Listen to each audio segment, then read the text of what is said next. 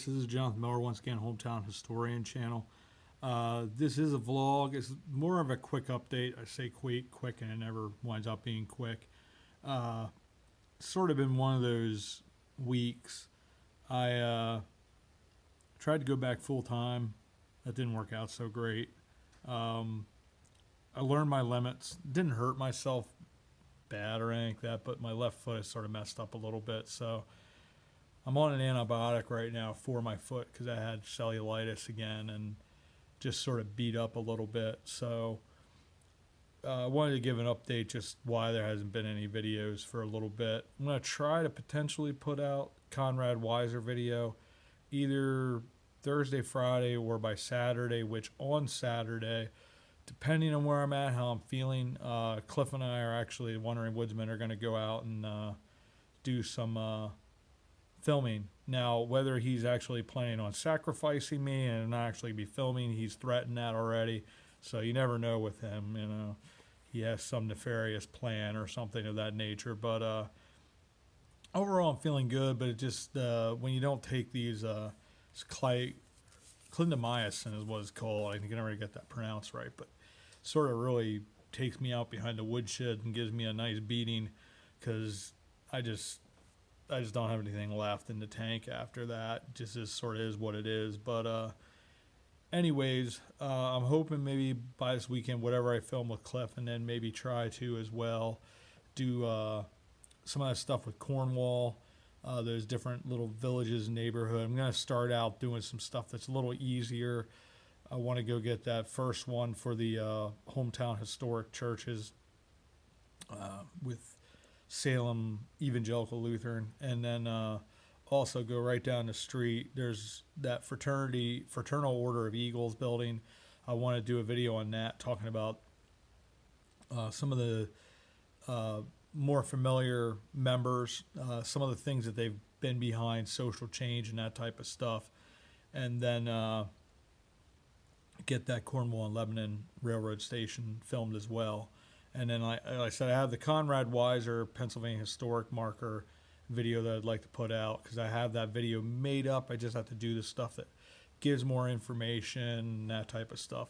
And for right now, one of the subscribers, they had messaged me, or they had put a comment on where to get the music. And I am switching everything over to my laptop right now and switching over to the new camera. So Cliff uses for his editing an app called Animotica. So I've downloaded that already. I'm going to get the bigger version and stuff like that. And then I can also get my music, the non-copyrighted music, off of YouTube, so that I don't have these issues. Because I'd like to be able to continue using the intro, outro videos for the entirety of a series, so I don't have to constantly go through, oh, this song is no longer with CapCut anymore, now I got to switch it all up, I got another copyright claim. I just don't want to mess with that if I can help it. I may try to do another one of those hometown foundations. The next heroines of hometown history will be Pearl S. Buck, thanks to Colleen. I also want to give a shout out to my friend Angela. She has just started her YouTube channel, A Trail to the Past. I will put in the comments, I will put a link to her channel and to her first video. Angela and I, at some point coming up here in the spring, will wind out filming out in Lewistown region.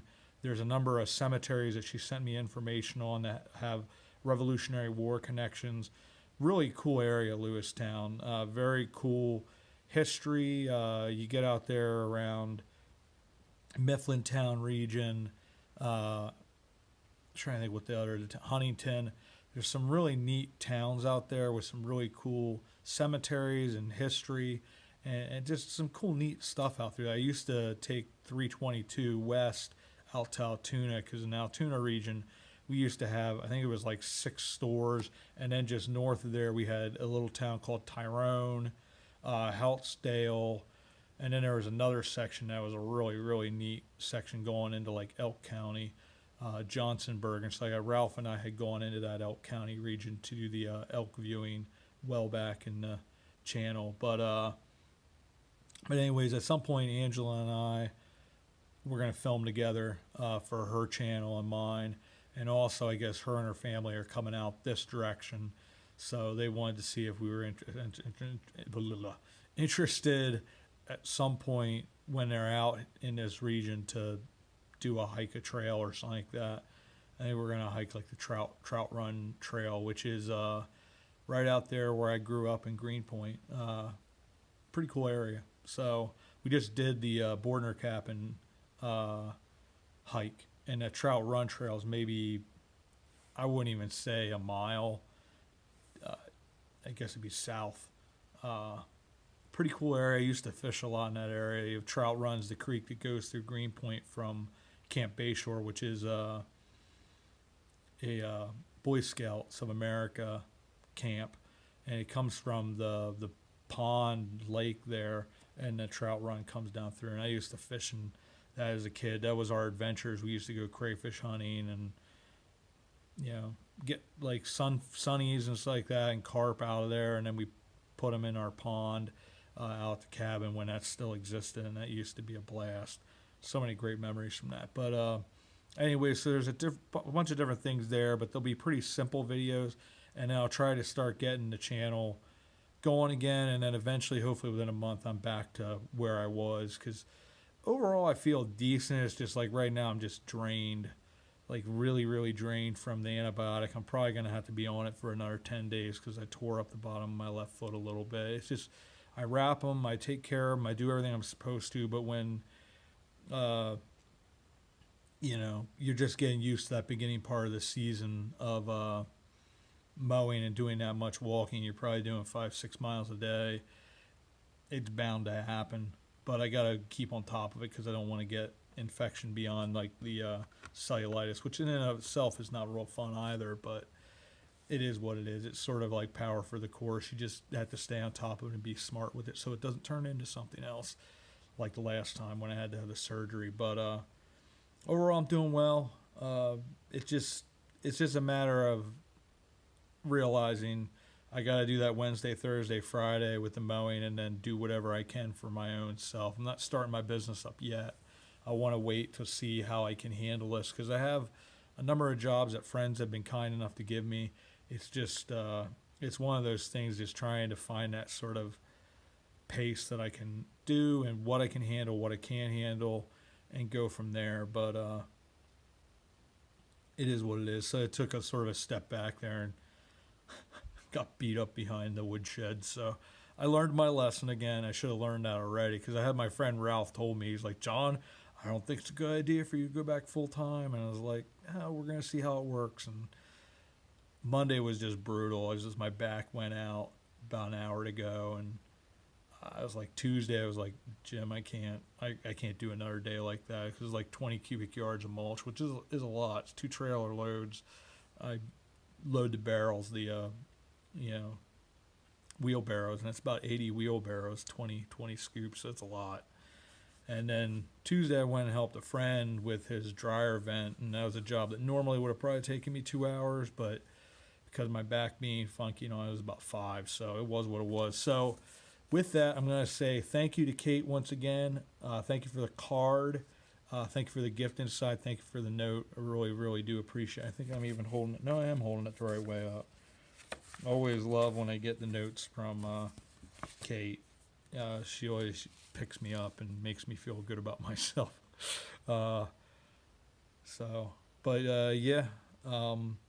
So shout out to Angela and her new channel. Shout out to Colleen as well for her channel. Shout out as normal to Robbie and Kate and Concerned Grandma, all of you that keep in touch and just let me know that you're thinking of me and make sure I'm behaving myself and that type of stuff.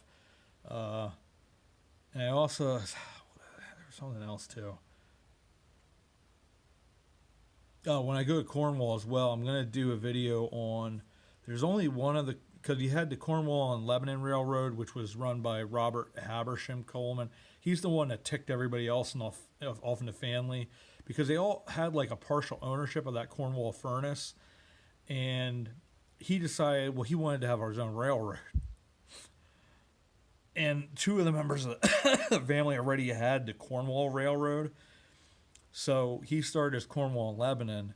So there was a lot of lawsuits and fighting within the family for who would have the run of the mill to get in there to the actual uh, iron furnace, who had right away. And which is weird. The one thing I don't understand is that Donamore Station, that was owned by Robert Habersham Coleman, but the only access to that, I guess it was an iron furnace. They also had quarries there, because we talked about that church in Cornwall, the stone that was gotten for that Cornwall evangelical or Presbyterian. It was Episcopal, Presbyterian, or Methodist, Episcopal Methodist, I believe it was. And they got the stone for that church from that quarry. I guess there was a quarry right in that area, Donamore mansions like that. But they had the Cornwall offices were there for the railroad, so it's sort of weird. I don't know. Like sometimes the way history's shown. I mean, it's historically it's shown there was a ton of lawsuits, and they were really really mad at him. So I don't know. It's bizarre, but anyways, in Cornwall itself, there's the Cornwall Railroad Station, and then the Cornwall and Lebanon Railroad rail station. I think that's the one that still exists. It's now the borough offices and the police station. The building doesn't look like it anymore, and the front part of the station was actually, or of the borough offices, was actually the back side of the train station. And then right above it, we'll actually walk along. It's the Lebanon Valley Rail Trail now, because they have some of the rail trail in Lebanon Valley is Cornwall Railroad, some of it's Reading Railroad, but most of it's the Cornwall and Lebanon Railroad. But anyways, it goes up to Mount Gretna there. It's a really cool trail, so we'll walk some of that. I'll see if I can find where the original Cornwall Railroad station was, but I'm really not sure. And then when you go to Miners Village, which is right down the road, there they actually had 2 railroad stations as well. I think I do have pictures of all 4 of them. So I'll actually put those pictures up, and we'll talk a little bit more about the Cornwall and Lebanon and the Cornwall railroads as well. But I think that'll make for another cool video there, and then maybe we'll walk around, do a video of the Cornwall iron furnace, do a walk around there, and then at some point I want to ask them if it's okay if I film inside and pay to do the museum tour and then show you guys that. I'd also like, this is in the future, but talking about these smaller museums that are pretty cool. There's one up in Ashland, Pennsylvania, which is, I believe, Schuylkill County. Cliff and I visited at one time because we wanted to go. They have I think it's called the Pioneer Mining, where they actually take you into the mines and you get to see what the coal mining was like to a degree. And get to ride in one of like the little mine cart type things, and they have a little train thing that takes you back in there. There's also a pretty good anthracite museum, I believe, in Ashland. That's a pretty cool museum. I'd like to take you guys through there, and you can check that out. It's free. I think they have, you can give something if you want. I think Cliff and I both gave donation or whatever, but we weren't expecting anything. We went in. It was actually a pretty neat little museum, well maintained, well run. Very, very cool. And then at some point, I want to take my bike in to the bike shop, get a few things changed, and then I got to get this new camera working first. But I want to get like either a GoPro or something I can put on my head, and then I want to take you on some bike rides. I got to make sure I can actually handle it because my balance is not the best. So don't want to have a live wreck. Because that was a sad thing when I went to the Bordner cabin thing on the way back, which I didn't do any filming on the way back. I was going across that Swatara Bridge again, and in a distance, it looked like a teenage boy started doing that weaving back and forth like they're doing tricks. And then it was like a scream, and it was like, that's an older lady. And she just went down and went right into the side of the thing, which I think, thankfully, she didn't catch her forehead on. They have like these long beams along there. She caught it more on the wire fencing, which is still bad, but I felt really, really bad for her. I guess she like got dizzy and she just went down. So her husband and I helped her up and then made sure she was okay.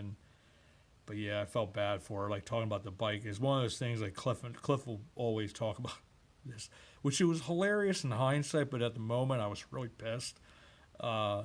we were going fishing at one time, and I got the fishing rod. Somehow I got my fishing rod stuck in the front wheel, and it just went over. And it was slow-mo, like your life's flashing before your eyes, and you're like, I have not made good decisions in my life. And I just went down, and I remember I got up, and Cliff was trying not to laugh, and he's like, are you okay? But like a good friend, he also was laughing his butt off. And I sort of threw the fishing rod down. I was like, this day sucks. I haven't caught a fish, and now I fell on my face. I think I got stuck in a bunch of thorns talking about Trout Run.